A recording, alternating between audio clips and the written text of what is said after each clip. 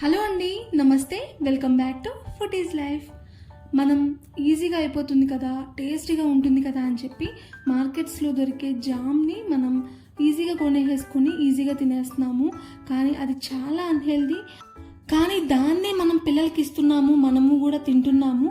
త్వరగా అయిపోతుంది కదా, టైం సేవ్ అవుతుంది కదా, టేస్టీగా ఉంటుంది కదా అని చెప్పి మనం మార్కెట్స్లో అయితే ఈ జామ్ని కొనడం అయితే అవుతుంది. కానీ మార్కెట్స్లో దొరికే జామ్లో ప్రిజర్వేటివ్స్, యాడెడ్ షుగర్ అండ్ అలాగే ఆర్టిఫిషియల్ కలర్స్ కూడా ఉంటాయి. సో అది మనకి చాలా అన్హెల్దీ, చాలా హార్మ్ఫుల్ కూడా. సో దానికి బదులుగా మనం ఇంట్లోనే అదే టెక్స్చర్తో, అదే కలర్తో, అదే టేస్ట్తో మనం జామ్ని ఎలా ప్రిపేర్ చేసుకోవాలి అనేది తెలిస్తే మీరు ఇంకా ఖచ్చితంగా బయట జామ్లు అయితే కొనరు. సో ఈ వీడియోలో అయితే నేను న్యాచురల్గా అండ్ అలాగే హెల్దీగా జామ్ని ఎలా ప్రిపేర్ చేసుకోవాలి అని అయితే చూపించేస్తాను. సో దీనిలో అయితే ఎటువంటి అన్హెల్దీ కలర్స్ ఎటువంటివి ఏం వాడము. ఇది ఖచ్చితంగా 20 డేస్ అయితే 20 to 30 డేస్ అయితే మనకి స్టోర్ ఉంటుంది.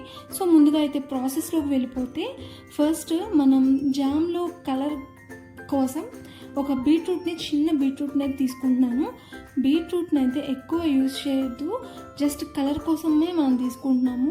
ఎక్కువ వేసామనుకోండి మనకి టేస్ట్ అనేది కంప్లీట్గా మారిపోతుంది.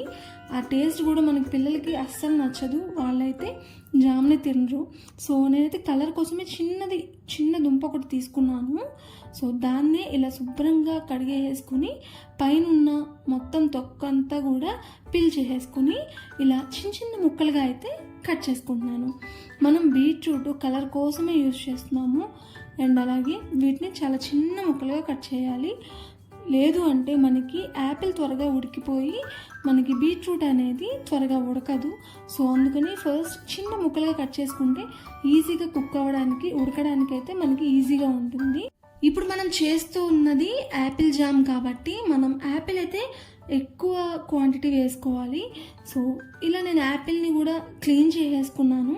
క్లీన్ చేసుకుని యాపిల్ని తీసుకుని ఇందాక మనం బీట్రూట్కి అయితే ఎలా తొక్క తీసామో దీనికి కూడా శుభ్రంగా తొక్క తీసేయాలి.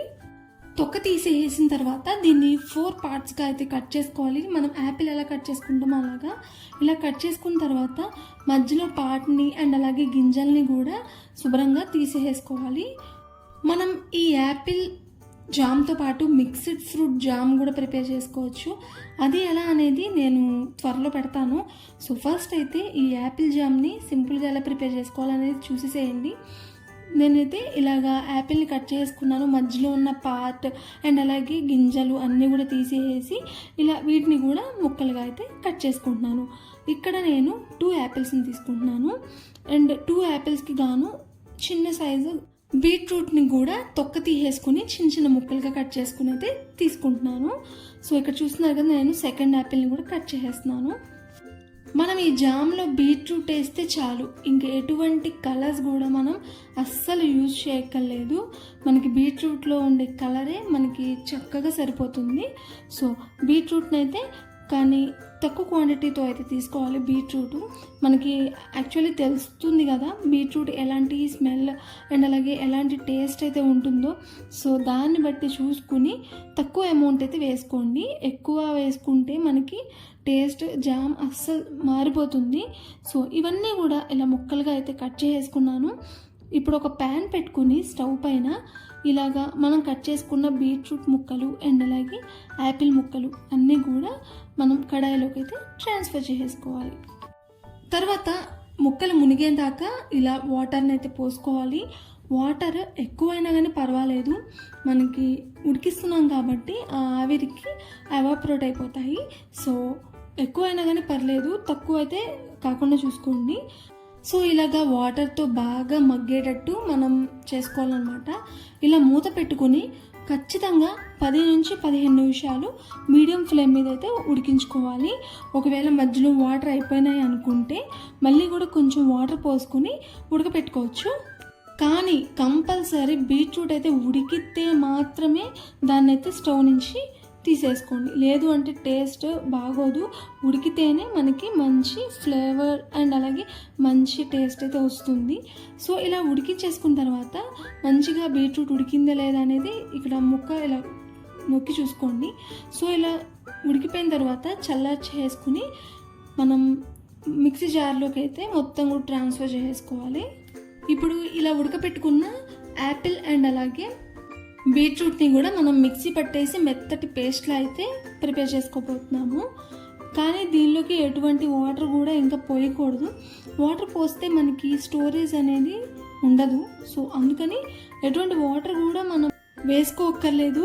ఇలాగా మనం ఉడికించుకున్నది మిక్సీ పట్టేసుకుంటే మంచిగా పేస్ట్ లాగా మిక్సీ పట్టేసుకుంటే మనకి జామ్ టెక్స్చర్లోకి అయితే వస్తుందన్నమాట. చూడండి, మీరే చూస్తారు కదా, మంచిగా అయితే మిక్సీ పట్టేసాను. మిక్సీ పట్టేసిన తర్వాత మనకి ఎంత పేస్ట్గా వచ్చిందో, మనకి బయట దొరికే జామ్ కూడా అచ్చం ఇలానే ఉంటుంది. మిక్సీ పట్టుకున్న ఈ పేస్ట్ని ఒక బౌల్లోకి అయితే నేను ట్రాన్స్ఫర్ చేసుకుంటున్నాను.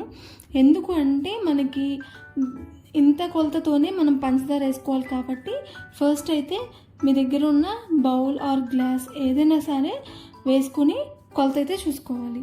ఇలా కొలత చూసుకున్న తర్వాత మళ్ళీ ఇదంతా ఈ పేస్ట్ అంతా కూడా మనం కడాయిలోకి అయితే వేసేసుకుని దీన్ని మనం పంచదారతో ఉడికించుకోబోతున్నాము.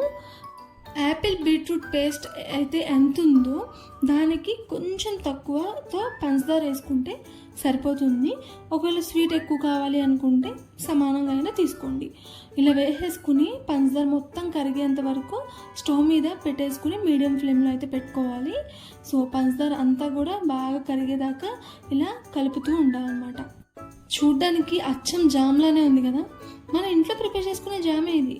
కానీ బయట దొరికే జాముల్లో మాత్రం ఆర్టిఫిషియల్ కెమికల్స్ చాలా ఉంటాయి. అది చాలా మంచిది కాదు. సో మనం ఇలా ప్రిపేర్ చేసుకుంటే టేస్ట్ ఉంటుంది, హెల్త్కి హెల్త్ కూడా ఉంటుంది. సో ఈసారి నుంచి ఇలా అయితే మీరు ప్రిపేర్ చేసుకోండి. మనకి ఈ జామ్ అనేది ఖచ్చితంగా 20 days నుంచి 30 days లోపలైతే మనకి ఫ్రిడ్జ్లో పెట్టేసుకుంటే ఈ జామ్ అనేది చక్కగా ఉంటుందన్నమాట. సో మనం ఒక 20 daysకి ఒకసారి ఇలా చేసుకున్నాం అనుకోండి, మనం చక్కగా తినేటప్పుడు పిల్లలకి ఈజీగా అండ్ అలాగే కూల్గా ఉండే జామున్ తీసి బ్రెడ్ మీద రాసి ఇచ్చేస్తే వాళ్ళు చాలా ఇష్టంగా తింటారు. చాలా హెల్తీగా కూడా ఉంటుంది. సో ఈసారి అయితే ఖచ్చితంగా ఈ జామున్ అయితే ఒకసారి మీరు ట్రై చేయండి. సో పంచదార అంతా కలిసిపోయింది కదా, ఇప్పుడు పంచదార అంతా కరిగిపోయిన తర్వాత పైన మూత పెట్టేసుకుని ఒక 5 minutes ఉడకనిచ్చామంటే ఇలా దగ్గర పడిపోతుంది జామ్ అనేది.